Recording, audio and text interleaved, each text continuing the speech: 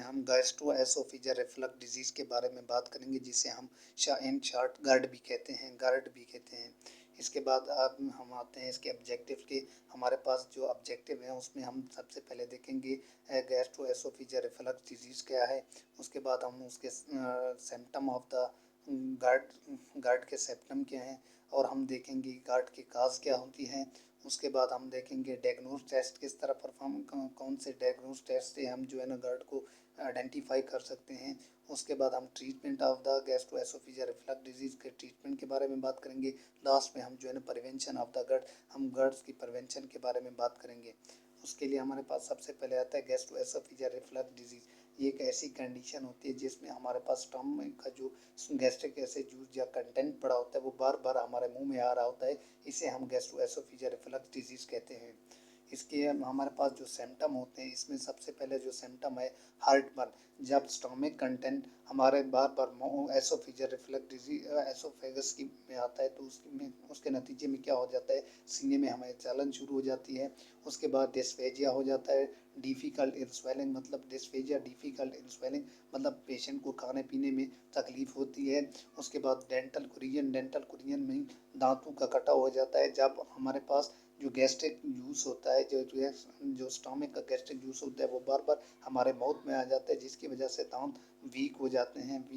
उसकी वजह से दांतों में कटाव होना शुरू हो जाता है। उसके बाद होता है रीगर्जिटेशन से मुराद है कि स्टोमिक कंटेंट का जो है ना बैकवर्ड आना रीगर्जिटेशन कहलाता है। उसके बाद जो है ना कफ होती है, जो खांसी आती है वो नॉन प्रोडक्टिव होती है, उसमें बलगम वगैरह नहीं होता। लास्ट उसके बाद जो होता है चेस्ट पेन होता है। उसके बाद हम बात करेंगे हॉरिसेंस मतलब आवाज़ का कम हो जाना या आवाज़ का ना आना। ये क्यों होता है, जब हमारे पास स्टमक कंटेंट जो होता है वो गैस्ट्रिक जूस हमारे एसोफेगस में आता है, तो ये क्या करता है, लेरिक्स जो हमारा वॉइस बॉक्स है उसको जो है ना इफेक्ट करता है, जिसकी वजह से आवाज़ जो है ना कम हो जाती है। और ये ज़्यादातर जो है ना मॉर्निंग के टाइम होता है। जो ऐसे पेशेंट जिनको एसोफेजियल रिफ्लक्स डिजीज़ होती है, तो उनमें जो है ना मॉर्निंग के टाइम ये ज़्यादा होते हैं। ऐसी हॉरिसेंस की जो कंडीशन होती है ये मॉर्निंग के टाइम, सुबह के टाइम ज़्यादा होती है। जैसे ही दिन शुरू हो जाता है, जब पेशेंट चलना फिरना स्टार्ट करता है, तो ये ऐसा ऐसा आवाज़ जो है ना दोबारा सही होना स्टार्ट हो जाती है। उसके बाद हम बात करेंगे काजेज ऑफ द गर्ड, मतलब गैस्ट्रोएसोफेजियल रिफ्लक्स डिजीज़ का जो है ना काज क्या है। इसका सबसे मेन काज जो होता है हमारे पास वो होता है कि inadequate closure of the lower oesophageal sphincter.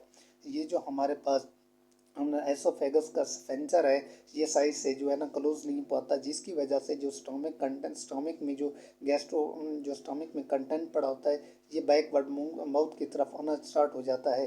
तो इस वजह से इसकी जो है मेन काज यही स्फिंक्टर का जो है ना सही से क्लोज अप ना होना, ये इसकी काजेज है।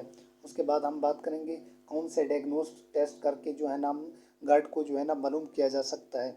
उसके लिए हम एंडोस्कोपी करते हैं, लोअर एंडोस्कोपी की जाती है, या बेरियम स्वालो टेस्ट से भी हम जो है ना इसको डायग्नोस कर सकते हैं। उसके बाद होता है ट्रीटमेंट में हमने क्या देना होता है, प्रोटॉन पंप इनहिबिटर देते हैं, जिसमें लाइक ओमिपेराजोल हो गया, या एंटासिड देते हैं जो हमारे पास एसिड की सिक्रीशन आती है उसको कम करता है, उसको एसिड की सिक्रीशन को न्यूट्रलाइज करता है। तो लाइक जैसे गेवस्कान सिरप अवेलेबल होते हैं, इसमें हम दे देते हैं। उसके बाद जो होता है प्रिवेंशन में हमने क्या करना होता है, गार्ड की प्रिवेंशन कैसे करते हैं। गार्ड की प्रिवेंशन में ऐसी फूड से अवॉइड करना चाहिए जो ऐसे चॉकलेट मिनट्स और हाई फैट फूड होती हैं, या अल्कोहल। ये क्या करते हैं, जो कार्डिक स्फिंक्टर होता है उसको क्या करते हैं, रिलैक्स कर देते हैं। जब वो कार्डिक स्फिंक्टर रिलैक्स होता है, उस वजह से जो है ना वो जो स्टोमिक जो होता है, स्टोमिक में जो कंटेंट पड़ा होता है वो जो है ना बैकवर्ड टू द माउथ आना स्टार्ट हो जाता है। तो उसकी वजह से, और जो दूसरी प्रिवेंशन ये है कि अगर हम इन फूड से अवॉइड कर लें या इन चीज़ों से अवॉइड कर लें, जिसकी वजह से वो जो है ना जो स्पेंसर है वो रिलैक्स नहीं होगा। उसके बाद जो है ना डाउन इमीडिएटली आफ्टर मील्स, खाने के बाद फ़ौरन बाद नहीं लेटना चाहिए, ना ही सोना चाहिए, 2 से 3 घंटे के बाद सोना चाहिए। तो इससे क्या हो जाता है, वो जो हमारे पास गैस्ट्रिक स्टोमिक में जो गैस्ट्रिक जूस पड़ा होता है वो उसकी वजह से जो है ना माउथ में नहीं आएगा। उसके बाद क्या होता है, अगर पेशेंट कोई सो रहा है तो उसके लिए उसका सोने का जो पैटर्न होगा वो अपने हेड को जो है ना 6 से 10 इंच तक एलिवेट करके रखेगा, ताकि जो है ना स्टोमिक कंटेंट माउथ में ना आए। उसके बाद हम होता है स्मोकिंग से अवॉइड करना चाहिए। ये भी जो है ना एसिडिक एसिडिक जो है ना गार्ड की जो है ना काजेज बनता है। उसके बाद हमने ऐसे क्लोथ्स टाइट कपड़ों से अवॉइड करना चाहिए। ये जो टाइट कपड़े पहनते हैं, इससे क्या हो जाता है, ये हमारे स्टमक के ऊपर प्रेशर पड़ता है। जब प्रेशर पड़ता है, जिसकी वजह से प्रेशर पड़ने की वजह से क्या होता है, हमारे पास जो स्टमक के ऊपर प्रेशर पड़ने की वजह से जो स्टमक का गैस्ट्रिक जूस होता है, वो वापस हमारे माउथ में आ जाता है, जिसकी वजह से जिसे हम गैस्ट्रो एसोफेजियल रिफ्लक्स डिजीज कहते हैं।